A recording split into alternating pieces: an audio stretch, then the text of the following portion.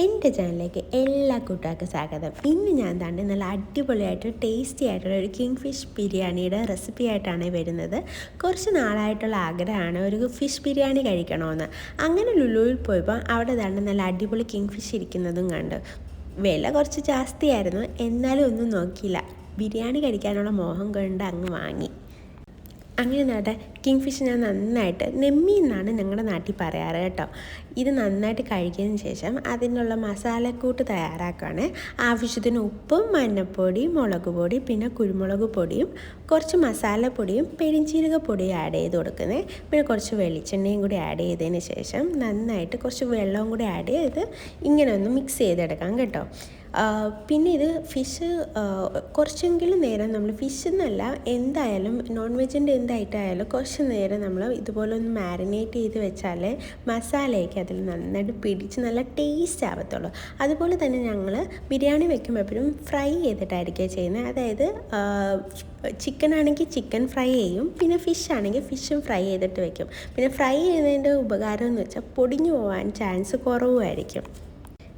ഇതുപോലെ എല്ലാ പീസും നന്നായിട്ടൊന്ന് മാരിനേറ്റ് ചെയ്ത് വെച്ചിട്ട് കുറച്ച് നേരം ഒരു മണിക്കൂറെങ്കിലും ഒന്ന് മാരിനേറ്റ് ചെയ്യാൻ വെക്കണം. കുറഞ്ഞത് ഒരു 15 മിനിറ്റെങ്കിലും മാരിനേറ്റ് ചെയ്യാൻ വെക്കണം കേട്ടോ. എന്നിട്ട് എല്ലാം ഒന്ന് നന്നായിട്ടൊന്ന് ഫ്രൈ ചെയ്ത് എടുത്തിട്ട് മാറ്റി വെക്കുന്നുണ്ട്. പിന്നെ നട്ട്സും പിന്നെ ഒണിയനും കൂടി ഫ്രൈ ചെയ്ത് വെച്ചിട്ടുണ്ട്. പിന്നെ അടുപ്പിൽ ചോറ് ഇന്ന് വെക്കുന്നത് നെച്ചോറല്ല, ബിരിയാണി അരി, കൈമ അരിയാണ് ഇത് ഞങ്ങൾ വെള്ളം ഊറ്റിയെടുക്കുന്ന പാകത്തിനാണ് കുക്ക് ചെയ്തെടുത്തത്. 2 രീതിയിൽ നമുക്ക് അരി ഉണ്ടാക്കാം. അതായത് 2 പോർഷൻ അരിയിൽ 1 പോർഷൻ വെള്ളം ഒഴിച്ചിട്ട് കറക്റ്റ് വേവിച്ചെടുക്കാം. ഇല്ലെന്നുണ്ടെങ്കിൽ അരി ഊറ്റിയെടുക്കുന്ന ഫോമിലും ചെയ്തെടുക്കാം. ഇവിടെ ഇപ്പോൾ ഉമ്മിച്ച് അരി ഊറ്റിയെടുക്കുന്ന രീതിയിലാണ് കുക്ക് ചെയ്തെടുത്തത്. പിന്നെ അതിനുള്ള മസാലക്കൂട്ട് തയ്യാറാക്കുകയാണ്. നമ്മളെപ്പോഴും ബിരിയാണി വെക്കുമ്പം അതിൻ്റേതായ രീതിയിൽ വെച്ച് പോകുമ്പോഴാണ് അതിൻ്റെ ഒരു ടേസ്റ്റ് കിട്ടുക. തട്ടുകൊട്ട് ബിരിയാണിയൊക്കെ തയ്യാറാക്കാം, പക്ഷേ അതിനെയൊക്കെ ഞാൻ ബിരിയാണി എന്ന് വിളിക്കില്ല. കാരണം എനിക്ക് നല്ല അടിപൊളി പ്രോപ്പറായിട്ടുള്ള നല്ല കുഞ്ഞരിയിലുണ്ടാക്കിയ ബിരിയാണി കഴിച്ചാലേ ആ ഒരു സംതൃപ്തി വരത്തുള്ളൂ കേട്ടോ.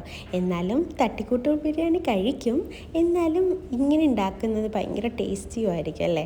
പിന്നെ സവോളയും തക്കാളിയും പച്ചമുളകും ചതച്ചതും, പിന്നെ ഇഞ്ചി വെളുത്തുള്ളി പേസ്റ്റും കുറച്ച് ഓയിലും. അതായത് ഇതിൽ ഓയിൽ ആഡ് ചെയ്ത് നമ്മൾ ഫിഷ് പൊരിച്ചെടുത്തില്ലേ, അതിൽ കുറച്ച് ഓയിലാണ് ഇതിലേക്ക് ആഡ് ചെയ്തിട്ട് അതിലേക്കാണ് ഈ സവോളയും തക്കാളിയും പച്ചമുളകും എല്ലാം കൂടി ഒന്ന് വഴറ്റിയെടുക്കുന്നത്. അത് നന്നായിട്ട് വരണ്ട് വരുമ്പോഴത്തേക്ക് അതിലേക്ക് മസാല ആഡ് ചെയ്ത് കൊടുക്കാവേ. ഒരു 1/2 ടീസ്പൂൺ മഞ്ഞൾപ്പൊടിയും 3 ടേബിൾ സ്പൂണോളം മല്ലിപ്പൊടിയും, പിന്നെ ഒരു 1.5 ടേബിൾ സ്പൂൺ കുരുമുളക് പൊടിയും, പിന്നെ ഞാൻ വീട്ടിൽ തന്നെ പൊടിച്ച മസാലയാണ് ആഡ് ചെയ്യുന്നത്. അതായത് നമ്മുടെ ഗരം മസാലയും കുറച്ച് പെരിഞ്ചീരകവും കൂടി ആഡ് ചെയ്തിട്ട് നന്നായിട്ട് വരട്ടിയെടുക്കണേ. ഇത് നന്നായിട്ട് വരട്ടിയെടുക്കുമ്പോഴേക്കും അതിനകത്ത് എണ്ണ തെളിഞ്ഞ് വരും. അപ്പോൾ നമുക്കറിയാം അത് കറക്റ്റ് പരുവായിരുന്നേ. അപ്പോൾ ഇതെല്ലാം കൂടി ഒരു പച്ചമണം പോകുന്നത് വരെ നന്നായിട്ട് എണ്ണയൊക്കെ തെളിഞ്ഞ് വരുന്നത് വരെ നന്നായിട്ട് മിക്സ് ചെയ്തെടുക്കാവേ. അപ്പോൾ അതിലേക്ക് ഒരു കപ്പ് വെള്ളം ഒഴിച്ചു കൊടുക്കാം. 1 കപ്പ് വെള്ളം എന്ന് പറയുന്നത് നമ്മൾ ഈ മസാല ഇതിലേക്ക് നമ്മൾ ഫിഷ് ഇടുമല്ലോ, അപ്പോൾ അതൊക്കെ നന്നായിട്ടൊന്ന് പിടിക്കാൻ വേണ്ടിയിട്ട് 1 കപ്പ് വെള്ളവും കൂടി ഒഴിച്ചിട്ട് നന്നായിട്ട് മിക്സ് ചെയ്തെടുത്ത് വരുമ്പോഴത്തേക്ക് നല്ലൊരു മണമൊക്കെ വരുവേ. അതിലേക്ക് കുറച്ച് മല്ലിച്ചപ്പ് ആഡ് ചെയ്ത് കൊടുക്കാവേ. അതായത് ഒരുപാട് വേണ്ട, കുറച്ച് മാത്രം മല്ലി ആദ്യം ആഡ് ചെയ്ത് കൊടുത്തതിന് ശേഷം മല്ലിച്ചപ്പ് ആഡ് ചെയ്ത് കൊടുത്തതിന് ശേഷം നന്നായിട്ട് തിള വരണേ. അപ്പോൾ നന്നായിട്ട് തിള വരുമ്പോഴത്തേക്ക് ഒന്നും കൂടി ഒന്ന് ഇളക്കി കൊടുക്കാം. ഇനി പിന്നെ നമ്മൾ ഇളക്കില്ല കേട്ടോ, ഒരുപാട് സ്പൂണിട്ട് ഇങ്ങനെ ഇളക്കാൻ പാടില്ല. കാരണം നമ്മൾ ഫിഷ് അല്ലേ ഉണ്ടാക്കാൻ പോകുന്നത്. ലാസ്റ്റ് നമ്മൾ ഈ മസാലയുടെ കുറച്ച് ചാറില്ലേ അതൊന്ന് മാറ്റി വെക്കുന്നുണ്ട്. അത് നമ്മൾ ദം ചെയ്യുന്ന സമയത്ത് നമുക്ക് ഇതിങ്ങനെ ഒന്ന് ഒഴിച്ചു കൊടുക്കാൻ വേണ്ടിയിട്ടാണ് കേട്ടോ. അപ്പം കളറ് സെപ്പറേറ്റ് കളർ ഒഴിക്കേണ്ട ആവശ്യമില്ല. ഇതിൽ തന്നെ കളർ നമുക്ക് അതിനകത്തോട്ട് വരാൻ വേണ്ടിയിട്ടും പിന്നെ കുറച്ച് അതിൻ്റെ ഒരു ടേസ്റ്റും ഫ്ലേവറും ഇറങ്ങാൻ വേണ്ടിയിട്ടാണ് ഇങ്ങനെ ചെയ്യുന്നത്. പിന്നെ അതിലേക്ക് നമ്മൾ ഫിഷ് എല്ലാം കൂടി ആഡ് ചെയ്തതിന് ശേഷം ബാക്കി വന്ന ആ ഓയിലില്ലേ അതും കൂടി ഒന്ന് അതിൻ്റെ മുകളിലേക്കൊന്ന് ഒഴിച്ചു കൊടുക്കുന്നുണ്ട്. പിന്നെ നമ്മൾ ഇവിടെ സ്പൂൺ ഉപയോഗിക്കുന്നില്ല, പകരം ഇതുപോലൊന്ന് പാത്രം ഒന്ന് ഇളക്കി കൊടുത്തതിന് ശേഷം സൈഡിൽ നിന്ന് മാത്രം കുറച്ച് ചാറുകളെടുത്ത് ഈ ഫിഷിൻ്റെ മുകളിലേക്ക് നമ്മളൊന്ന് മൂടി വെക്കുകയാണ് കേട്ടോ. അതായത് ഈ മസാല പിടിക്കാൻ വേണ്ടിയിട്ട്. നമുക്ക് ചിക്കൻ ആണെന്നുണ്ടെങ്കിൽ കുഴപ്പമില്ല, നമുക്ക് ഇളക്കി കൊടുക്കാം. പക്ഷേ ഇതിപ്പം ഫിഷ് ആയതുകൊണ്ട് പെട്ടെന്ന് പൊടിഞ്ഞു പോകാൻ ചാൻസ് ഉണ്ട്. അതുകൊണ്ട് സ്പൂണിട്ട് ഇളക്കരുത്, സൈഡിൽ നിന്ന് മാത്രം മസാല ഇങ്ങനെ മേളിലോട്ടൊന്ന് വിതറി കൊടുക്കാം. എന്നിട്ട് നമ്മൾ ദം ചെയ്യാൻ പോവുകയാണ്.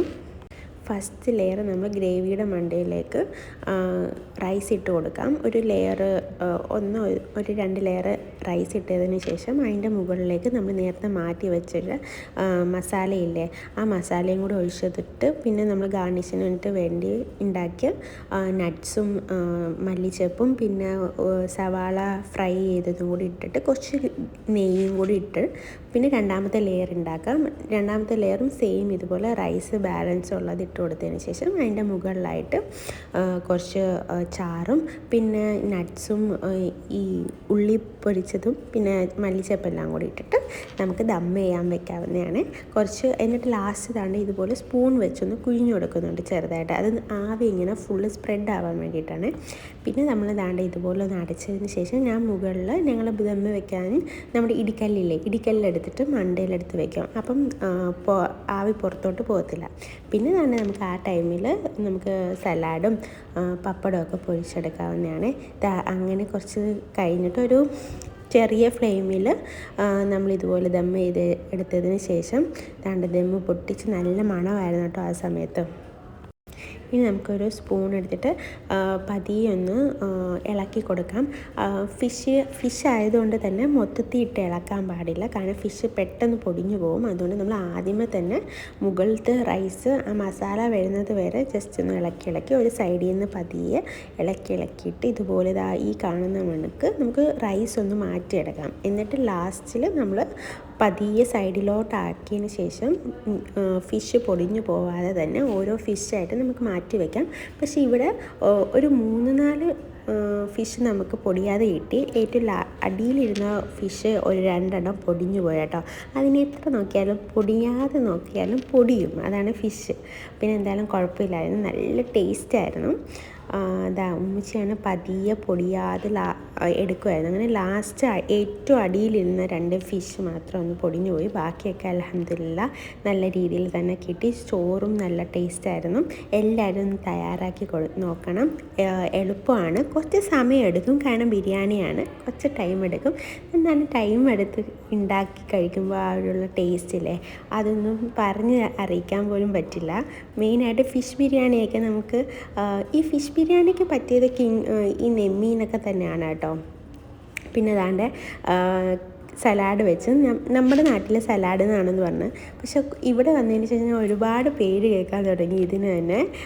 ഇപ്പം എനിക്ക് ഓർമ്മ വരുന്നില്ല, നിങ്ങളുടെ നാട്ടിൽ എന്താ സലാഡിന് പറയുന്നതെങ്കിൽ കമൻറ്റ് ചെയ്യണേ.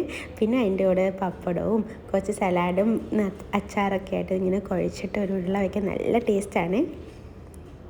അപ്പോൾ എൻ്റെ വീഡിയോ ഇഷ്ടമായെങ്കിൽ എല്ലാവരും ലൈക്കും ഷെയറും ചെയ്യണം. അതോടൊപ്പം എൻ്റെ വീഡിയോയിലേക്ക് നിങ്ങൾ ആദ്യമായിട്ടാണെന്നുണ്ടെങ്കിൽ സബ്സ്ക്രൈബ് ചെയ്യാനും മറക്കല്ലേ.